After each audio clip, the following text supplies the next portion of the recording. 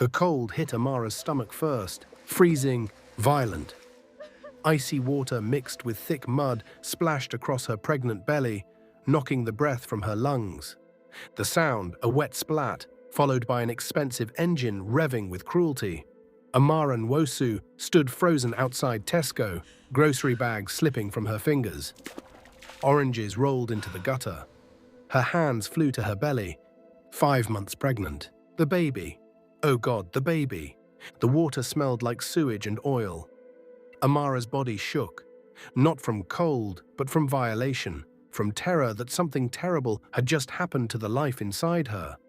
She blinked through the mud and saw the car. A black Bentley Continental GT, the window rolling down slowly. And then Amara saw his face, Damian Holt, her ex-husband, the man who destroyed her. He was laughing, pure, delighted cruelty. Head thrown back, perfect white teeth, dark eyes glittering with malicious joy. Amara's vision blurred, not from mud, but from memories. She was back in that hospital room, holding Leah's tiny, silent body. Back in the doctor's office, hearing the word barren. What will people say? The thought pierced through her shock. After everything I've endured, Damian's voice cut like broken glass. Oh my God, Amara, is that you? He leaned out, expensive suit pristine, looking at her like something disgusting. He continued, still shopping at Tesco, still living that budget life. Amara's throat closed. A woman walking past looked at her with concern, then quickly away. Embarrassed, the shame of it. Amara felt the silent hurt African women know too well. Public humiliation that cuts deeper than any private wound. Damian's eyes traveled down her body with contempt, then landed on her stomach, on the swell of her pregnancy. His expression changed. Casual cruelty shifted to something darker. Damian asked, "Wait, are you pregnant?" A woman's laugh came from inside the Bentley, high-pitched, amused. Chloe Hart, the executive assistant Damian had been sleeping with, the woman Amara had walked in on, naked in her bed. Chloe leaned into view. Designer sunglasses, Hermes bag, lips curved in a smile that matched Damian's cruelty. Chloe said, "Damian, is that really your ex-wife?" "Oh my God, she looks..."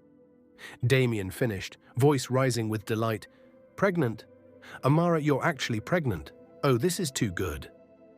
Amara's hands tightened over her belly. The baby kicked, a small flutter that now felt desperate. Damian pointed at Amara like an attraction. "Look, Chloe, some desperate fool actually knocked up my barren ex-wife. Can you believe it?" The word hit like a physical blow. Barren. The word Damian had used like a weapon for 3 years.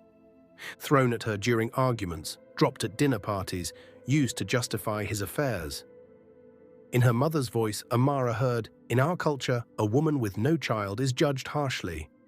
And she'd been judged. By Damian, by his friends, by herself. Chloe giggled, "Damian, you're terrible." Damian leaned further out. No, let me finish." Amara could smell his cologne, expensive, once comforting, now sickening. His voice dropped lower, softer, the tone he used when he wanted to hurt her in private. Damian said, "We both know your useless body can't carry a child, Amara." Amara felt something crack inside her chest. Damian continued, each word deliberate, "You'll kill this one too, just like you killed ours." The world tilted. Amara's knees almost gave out. She was back in that hospital room, Leah's tiny body in her arms, her daughter's perfect fingers, rosebud mouth, closed eyes. Leah, who never took a breath. Damian asked, "What idiot agreed to get you pregnant? Does he know you're defective? Does he know your body is basically a graveyard?" A man walking past stopped, horrified. The man said, "Mate, that's enough." Damian spoke over him, eyes locked on Amara's face.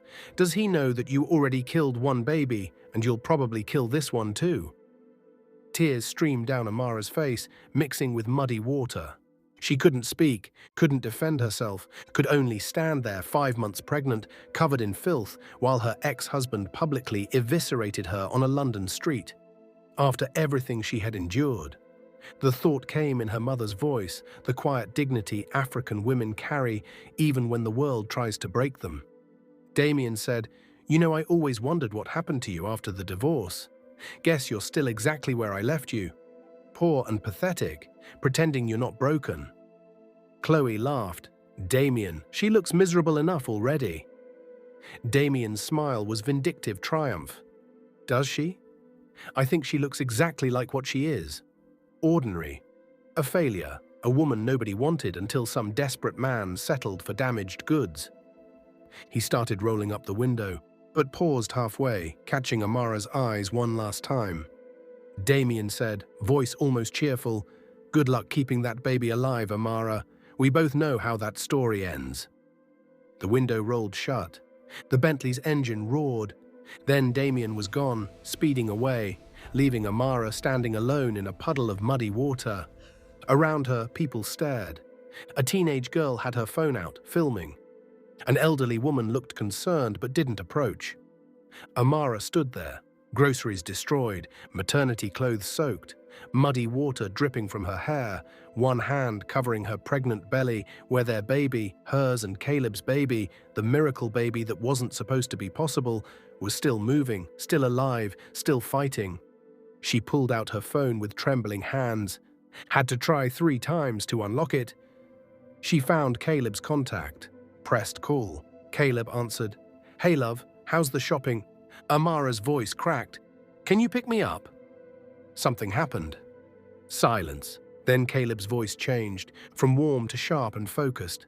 Caleb asked, "Where are you? Are you hurt? Is the baby—" Amara whispered, "Tesco, Peckham High Street. Can you just come?"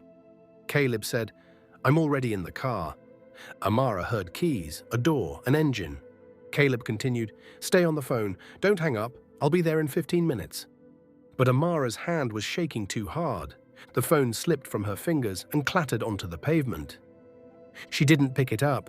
She just stood there, hands on her belly, trying to breathe, trying to believe this baby would survive. That this time would be different. That Damian was wrong.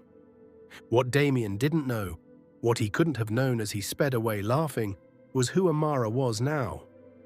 Damian had no idea the woman he'd just humiliated was Amara Warren, married to Caleb Warren, the billionaire's son who controlled a £12 billion empire, the same empire that held every government contract keeping Damian's business alive. He had no idea the mud he'd splashed on Amara's pregnant belly was about to cost him everything. In 3 weeks, when his father-in-law Edward Warren stood before Britain's most powerful people on live television and announced Amara was pregnant with the Warren heir, Damian wouldn't just lose his empire. He would be destroyed so completely his name would become a cautionary tale. But that reckoning was still to come. First, we need to understand how Amara got here. What Damian did to this woman that made her believe she deserved to be treated like trash. The marriage that broke her, the loss that nearly destroyed her, and the healing that rebuilt her into someone strong enough to survive this moment. Because this story isn't about revenge. It's about a woman told she was worthless, learning she never was. It's about a man who thought cruelty made him powerful, learning it only made him pathetic. And it's about the fact that sometimes the best revenge isn't revenge at all. Sometimes it's just surviving long enough to watch the truth reveal itself. 6 years ago, Amara Nwosu made a choice that would cost her everything. She was 22, standing in a registry office in Islington on a grey October morning. She wore a simple white dress her mother had sewn, spending 3 weeks getting every detail perfect because they couldn't afford a shop dress. Her mother had been worried. Her mother said, "Amara, are you sure about this man?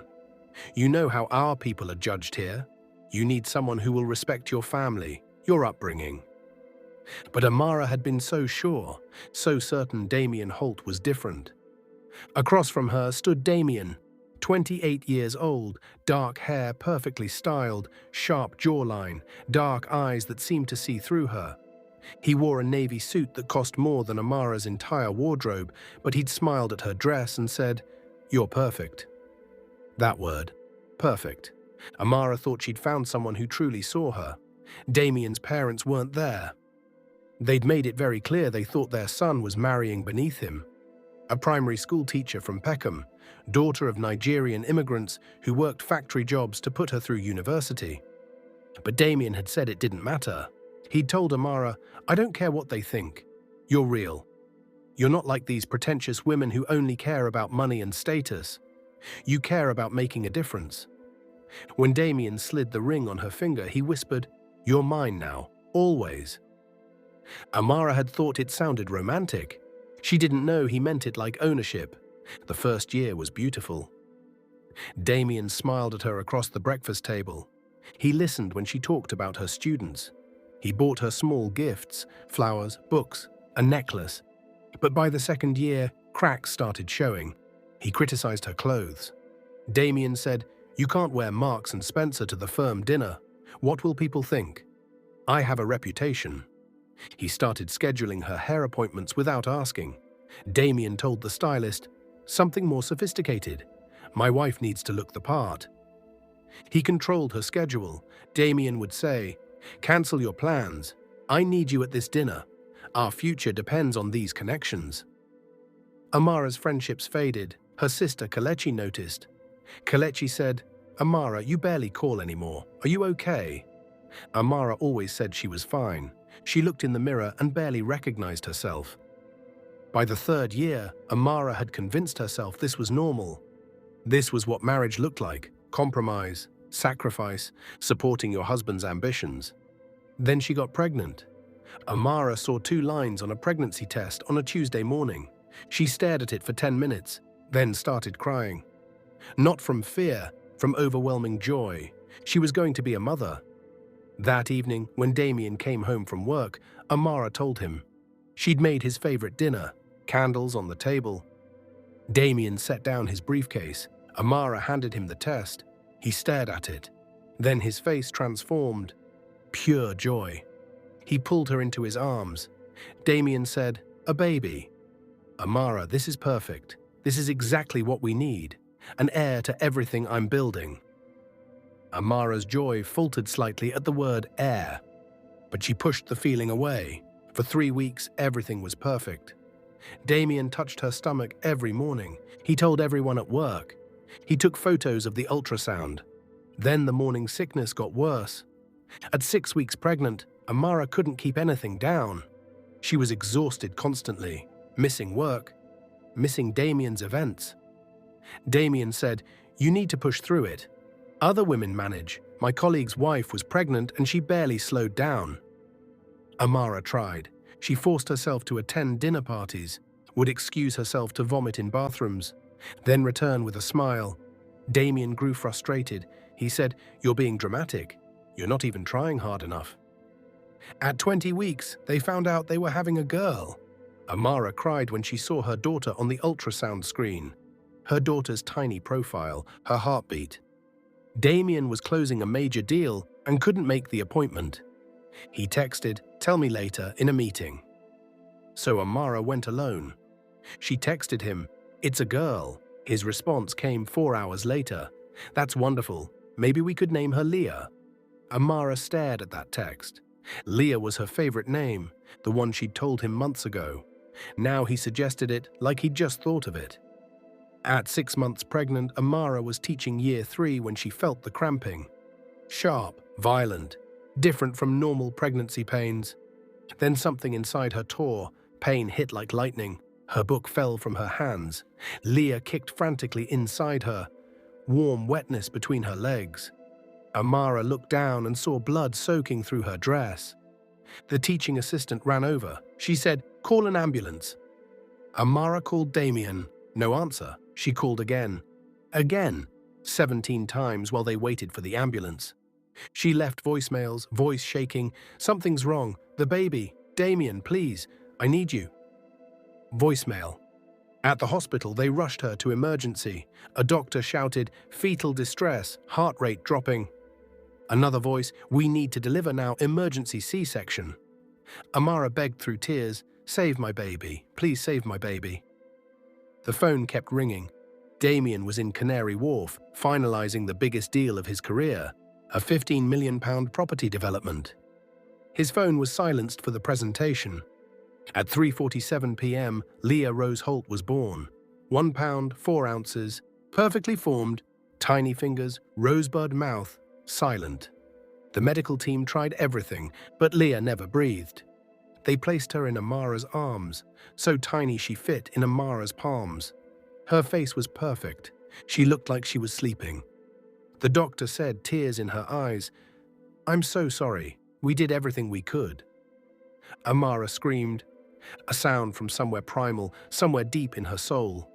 She cried out, "Call my husband. He needs to hold his daughter, please. Biko." They kept trying. Damian arrived at 11 p.m., still in his suit, smelling like whiskey and celebration. The deal had gone through. He'd been at drinks with the investors.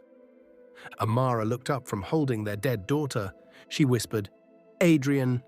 He stopped in the doorway, stared at her, face pale.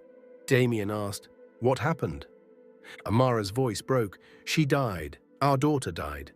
Damian stood at the foot of the bed. He checked his phone, not moving closer, not touching Amara. Damian said, "These things happen. It's terrible, but these things happen." Amara asked, "Do you want to hold her?" His answer came fast, sharp. Damian said, "No, I can't. No."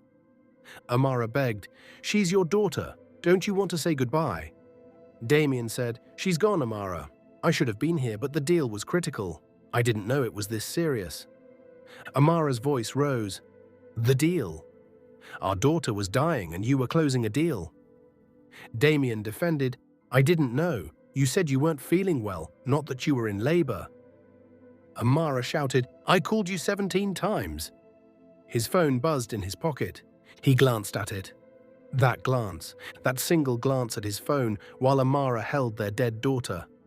That was the moment Amara's love for Damian died. Damian said, "I have to make a call. The investors need confirmation on tomorrow's signing. I'll be right back." He left, walked out of the room, left Amara alone holding Leah. The doctor came in 15 minutes later. She sat beside Amara.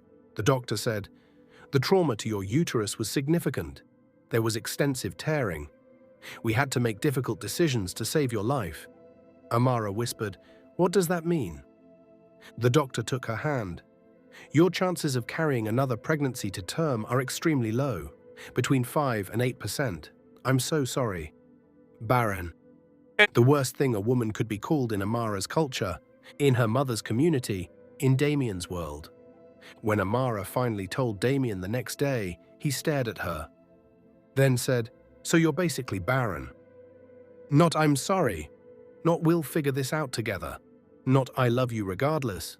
Just that word, barren. The funeral was small. Damian said a big funeral would raise too many questions. Just Amara, her mother, her sister Kelechi, and Damian. The coffin was white and tiny, small enough to carry in one hand. When it was lowered into the ground, Amara screamed. Her mother and Kelechi caught her as her knees gave out. Damian stood 10 feet away, checking his phone.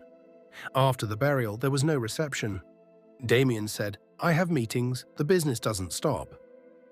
Amara started therapy, twice a week, sitting in a small office in Brixton crying. The therapist asked her about Damian. Amara defended him. She said, "He's just stressed. He's building an empire. He doesn't know how to handle grief." But Damian had found a way to handle grief. He used the word barren constantly. At dinner parties, he'd say, "We'd love children, but Amara has complications, medical issues." During arguments, "Maybe if you could give me a family, I'd have a reason to come home." When Amara was sad, "You're broken. Why can't you just accept that and move on?" He stayed out late, came home smelling like perfume. When Amara asked, he said, "Don't be paranoid. You're already damaged. Don't add crazy to the list." 6 months after Leah died, Amara came home early from school. She heard sounds upstairs, from their bedroom. She walked up the stairs slowly, each step heavy. She pushed open the door. Damian, with Chloe Hart, his executive assistant, in their bed. In the bed where Amara had grieved for Leah. Damian looked up, not surprised, not apologetic. He said, Get out, we're busy." Amara stood frozen. Damian continued, "What did you expect, Amara? You can't give me children. Did you really think I'd just accept being childless? I'm building a legacy. I need an heir." Chloe laughed, pulling the sheets around herself, and she said, "He needs a real woman, not a broken one." Something in Amara died in that moment, not her heart. That had already broken when Leah died. Her hope. The next day, Amara filed for divorce. Damian didn't contest it. He said, "Keep the flat in Peckham. I'm moving Chloe into something better in Mayfair anyway." The divorce took 3 months. Damian's lawyer was brutal. They painted Amara as a failed wife, unable to fulfill her marital duties, damaged goods. Amara's lawyer was free legal aid from a women's charity. She did her best, but Damian had money, power, connections. Amara got nothing, just the flat in Peckham that she'd brought into the marriage, her teaching salary, nothing else. Damian kept everything they'd built together, the investments, the savings, everything. The day the divorce was finalized, Damian texted her, "You're free now. Try not to ruin some other poor man's life." Amara deleted his number, blocked him on everything, started over. 1 year later, Amara was teaching Year 5 at Peckham Primary. She'd thrown herself into work. The children loved her. She loved them. It was enough. It had to be enough. One Tuesday afternoon, the deputy head called her into the office. The deputy said, "We have a visitor coming tomorrow, Edward Warren. His foundation funds our literacy program. Can you show him around your classroom?" Amara knew the name, Edward Warren, billionaire, philanthropist. His foundation had saved their school from closure. The next day, Amara met him in the main hall. Tall, distinguished, silver hair, kind eyes. Edward shook her hand. "Miss Nwosu, I've heard wonderful things about your classroom and your work with struggling readers." Amara showed him her classroom. The reading corner she'd built with donated books, the wall of student artwork, the progress charts tracking each child's journey. Edward watched her interact with the students, how she knelt to their level, remembered each child's name, their struggles, their victories. After the tour, Edward said, "You're remarkable. These children are very lucky to have you." Amara smiled. "I'm the lucky one. They teach me more than I teach them." Edward asked, "Would you join me for coffee? I'd love to hear more about your reading intervention program." Amara almost said no, but something in his genuine interest made her say yes. They went to a small cafe on Rye Lane. Edward asked about her teaching philosophy, her background, her dreams for the school. He listened, really listened. Not the performative listening Damian had done. Edward asked questions, took notes, genuinely cared. As they talked, a younger man entered the cafe. Tall, warm brown eyes, easy smile. He walked to their table. Edward stood. "Amara, this is my son, Caleb. Caleb, this is Miss Amara Nwosu, the teacher I was telling you about. The one doing incredible work with our literacy program." Caleb shook her hand. His grip was warm, strong but gentle. He said, "Dad hasn't stopped talking about your reading intervention results. 70% improvement in 6 months is extraordinary." Amara blushed. "The children do the work, I just provide the structure." Caleb sat down. They talked for another hour, about education, about London, about books, about everything and nothing. When they finally said goodbye, Edward said, "We're hosting a fundraiser gala for literacy programs next month. Would you come as our guest? I'd love for you to meet some potential donors." Amara hesitated, then said yes. The fundraiser was at Edward Warren's estate in Surrey. Amara wore a simple black dress from Debenhams, felt completely underdressed the moment she arrived. The house was massive. Security at the gate, valets parking cars, women in designer gowns, men in tailored suits. But Edward greeted her warmly at the entrance. Edward said, "Amara, I'm so glad you came. You look lovely." Caleb appeared beside his father, in a perfectly tailored navy suit. He said, "Would you like a tour before the crowds arrive? The library is actually worth seeing." He showed her the gardens, the library with floor-to-ceiling books. They talked easily, laughed. Caleb asked about her work, actually listened to her answers. At one point, Amara mentioned her divorce briefly. Caleb nodded. Divorce is difficult. I'm sorry you went through that. He didn't pry, didn't push, just acknowledged it and moved on. That night, before Amara left, Caleb asked for her number. She gave it. They started slow, coffee dates at small cafes in Peckham. Walks through Burgess Park, dinners at restaurants Amara chose, not expensive places where she'd feel out of place. Caleb never rushed, never pushed. He asked about her day, her students, her family.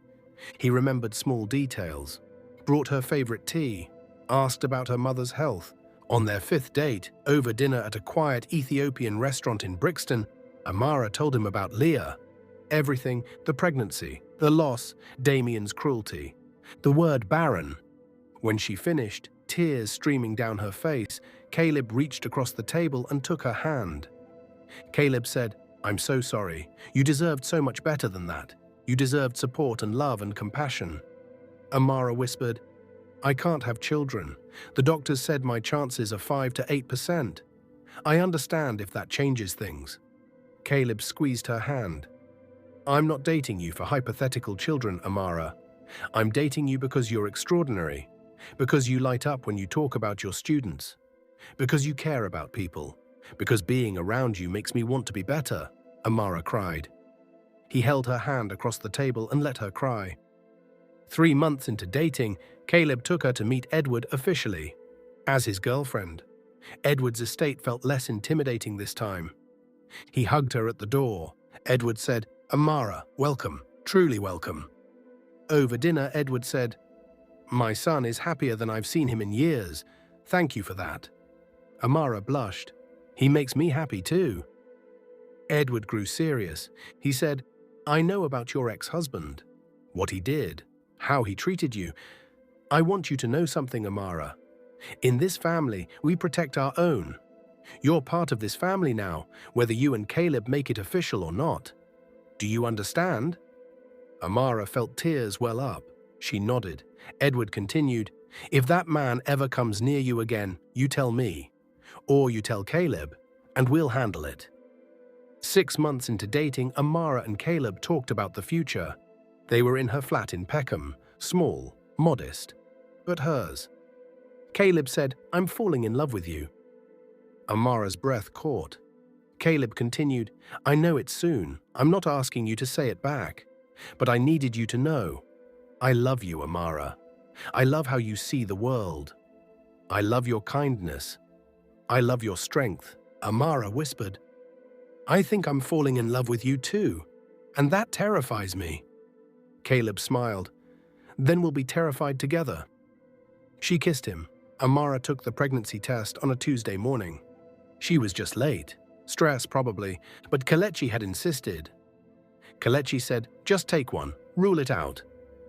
2 minutes later, Amara wandered back into the bathroom, stopped dead. 2 lines, positive. Her knees gave out.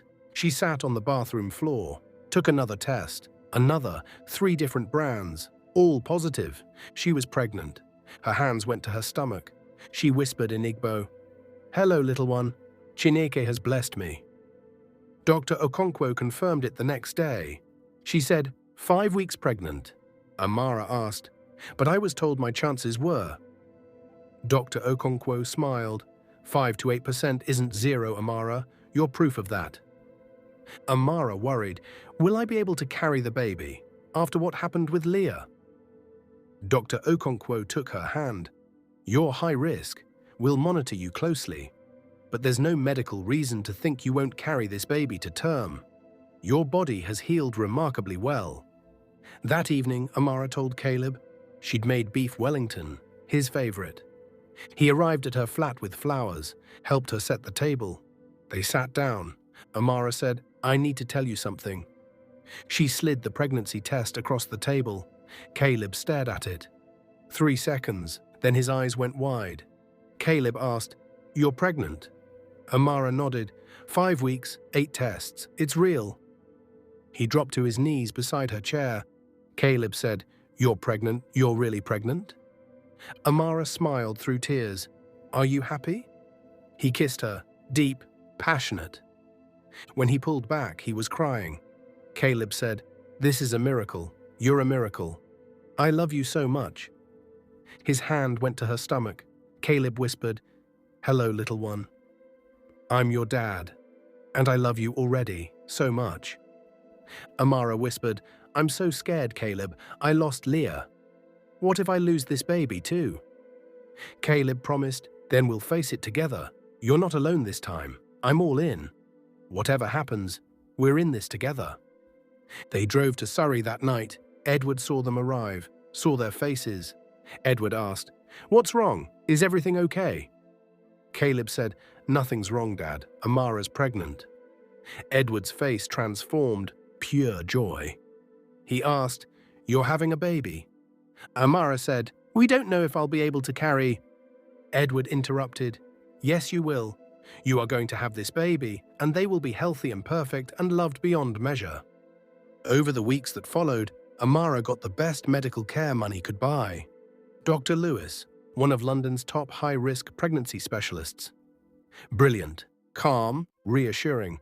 7 weeks, they heard the heartbeat, fast and strong. Amara cried. Caleb cried. 8 weeks, Amara told her mother. Her mother cried and thanked God. 10 weeks, Amara told her students. They made cards and drew pictures of babies. 12 weeks, the nuptial scan. Everything perfect. The dangerous first trimester was over. 16 weeks, they found out the gender. A boy. Caleb whispered, "We're having a son." They named him Noah. Noah Edward Nwosu Warren. 20 weeks, Caleb proposed, at Burgess Park, where they'd had their first walk together. He got down on one knee. Caleb said, "I want to marry you before Noah arrives. I want us to be a family in every way possible. Amara Nwosu, will you marry me?" She said yes. 3 weeks later, they married at Islington Registry Office, the same place Amara had married Damian. But this felt different, simple, genuine, full of love. Edward cried. Amara's mother cried. Kelechi was maid of honor. Amara Nwosu became Amara Nwosu Warren. By 5 months pregnant, Amara had almost forgotten to be terrified. Everything was perfect. Noah was growing beautifully. She was healthy, happy, and that's when she went to Tesco alone. Caleb had offered to come, had offered to send security, but Amara had insisted she was fine. She said, "I'll be back in an hour. I just need to grab a few things." And then it happened, the mud splash, Damian's cruelty, the public humiliation. A black Range Rover pulled up 12 minutes later. Security guards emerged. Then Caleb's car arrived. He jumped out before it fully stopped. The moment he saw Amara, covered in mud, shaking, crying, hands on her pregnant stomach, his face went from concern to something cold and lethal. He wrapped his coat around her. Caleb asked gently, "Tell me what happened." "Everything." Amara told him, every word, every laugh, the comment about killing this baby too. Caleb's jaw clenched. He asked, "Do you know who did this?" Amara whispered, "My ex-husband, Damian Holt." Caleb helped her into the car. He spoke quietly to his security chief. Caleb said, "Get me everything on Damian Holt, everything, business dealings, contracts, financials, and find that video." Someone was filming. Within 2 hours, the video had gone viral. Billionaire splashes mud on pregnant woman outside Tesco. 15 million views. The comments were vicious toward Damian. Then someone in the comments recognized Amara. Someone wrote, "Wait, that's Amara Warren, the billionaire Edward Warren's daughter-in-law, oh my God." The story detonated across every news outlet. Property developer humiliates billionaire's pregnant daughter-in-law in Peckham. Damian's phone exploded. His PR team, his lawyers, his board members, all panicking. By the next morning, Damian received a call from the Cabinet Office. The official said, "Mr. Holt, all government contracts are under immediate review. £340 million in funding has been frozen pending investigation." Damian tried calling his contacts, the ministers who'd approved his projects, the officials who'd fast-tracked his permits. No one answered. Edward Warren had made 3 phone calls. That's all it took.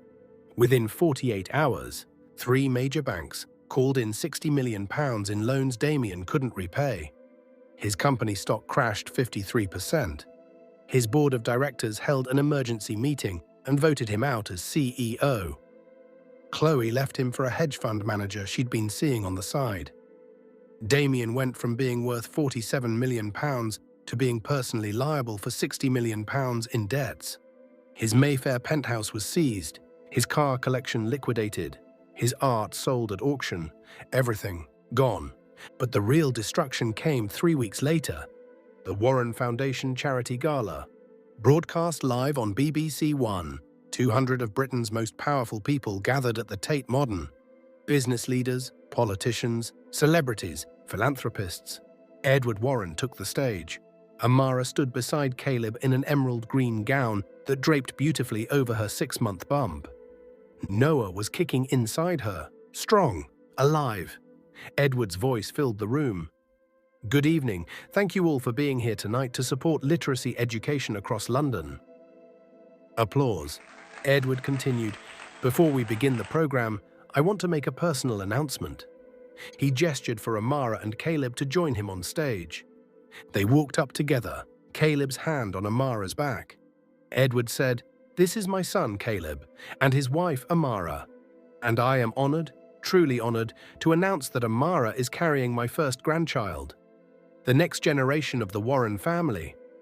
The room erupted in applause. 8 million people watched live on television. Edward continued, his voice warm. This child represents everything my family values. Compassion, integrity, respect for all people, regardless of background. My daughter-in-law Amara is a primary school teacher who has dedicated her life to educating children from disadvantaged backgrounds.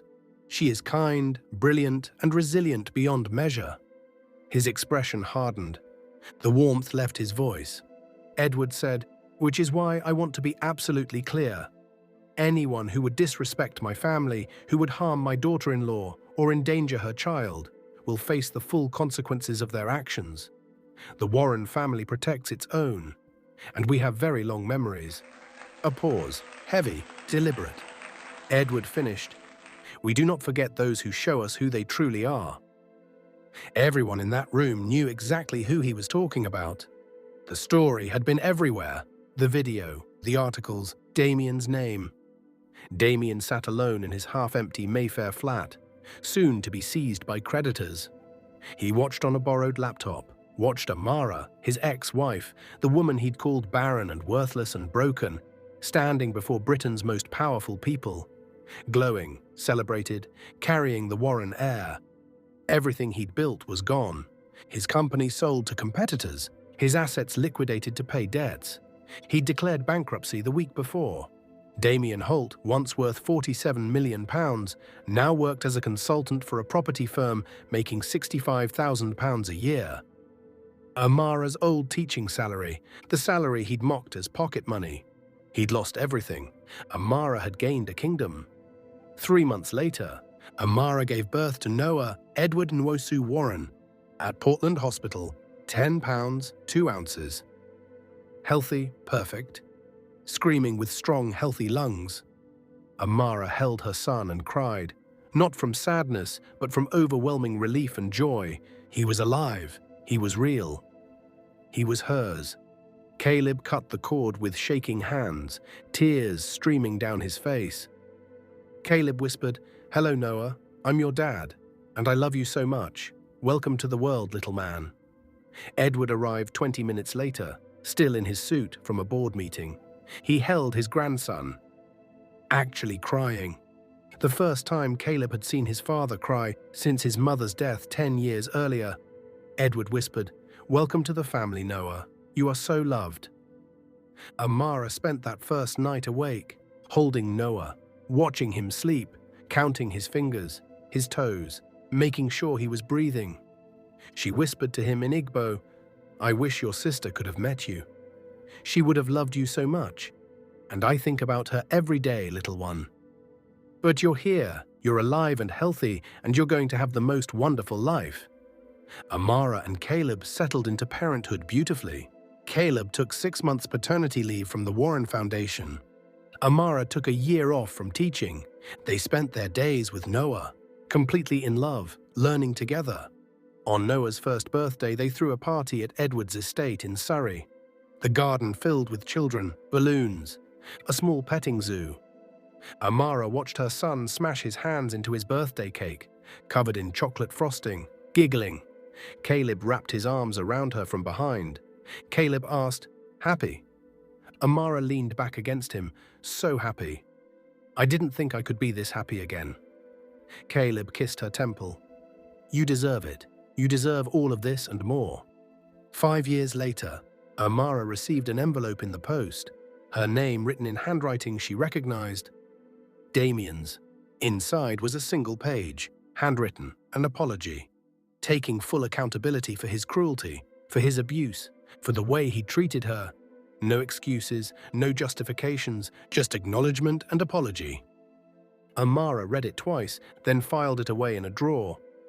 Not because she forgave him, that would take time, maybe forever, but because she didn't need to be angry anymore. She didn't need to carry that weight.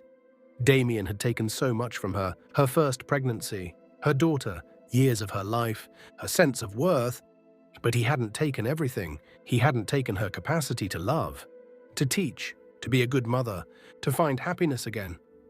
Those things were still hers, always had been. Amara walked downstairs to where Caleb was playing with Noah and their daughter Leah, named for the sister she'd never met, their second miracle, born 3 years after Noah. Another pregnancy the doctors said was impossible. Another gift. Noah shrieked, "Mummy! Dad's being the dragon and we're the knights." Amara scooped Leah into her arms. Very brave knights indeed. Caleb caught her eye and smiled. That warm, genuine smile that still made her heart flutter after 8 years together. He asked quietly, "Everything okay?" Amara said, "Everything's perfect." And she meant it. The Bible says in Galatians 6:7, "Do not be deceived. God cannot be mocked. A man reaps what he sows." Damian Holt sowed cruelty, humiliation, and abuse. He reaped the destruction of everything he'd built. Amara Warren sowed resilience, kindness, and humility. She reaped a kingdom built on love, respect, and genuine happiness. This story isn't about revenge. It's about the fact that how we treat people, especially those we have power over, matters more than anything we build or earn. It's about the truth that broken things can heal. That being told you're worthless doesn't make it true. That sometimes the best response to cruelty isn't cruelty back. It's just surviving long enough to prove them wrong. After everything she had endured, the loss, the shame, the years of being called barren, the public humiliation, Amara had not only survived, she had thrived. She had become everything Damian said she could never be. A mother, a wife, a woman worthy of love and respect. And in the end, it wasn't wealth that determined Amara's destiny. It was character. It was the quiet dignity of a woman who refused to be defined by her trauma. It was the enduring strength African women know. The ability to bend without breaking. To persevere when the world says you have nothing left to give. To rise when others expect you to stay down. Amara didn't get revenge. She got restoration, and that was worth infinitely more. If this story touched your heart, please subscribe to our channel and turn on the notification bell so you never miss stories that remind us that character, not wealth, determines our destiny. Tell us in the comments where you're watching from, and share this with someone who needs to remember that broken things can heal, and that sometimes the best revenge is just living well. God bless you.